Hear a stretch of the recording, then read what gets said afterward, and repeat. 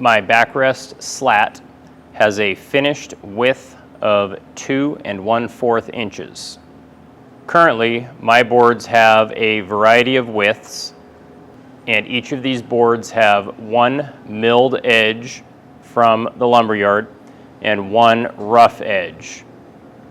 Cleaning up that better milled edge on the joiner with each of these boards will give me a true edge that I can then bring over to the table saw.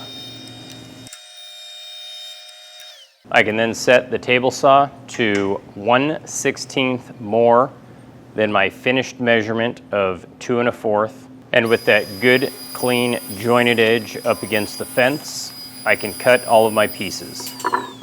And any pieces that I have ran through where I am getting 2 pieces out of 1 piece of material, I need to remember that I now have a milled edge, so there's saw blade scratches. So I want to joiner that milled edge, run my piece again before I move on. And I now have 8 pieces, each with a good, clean, jointed edge, as well as a milled edge from the table saw. Each of these pieces I then need to run through the joiner to clean up that milled edge and remove that extra 1/16 of an inch of material.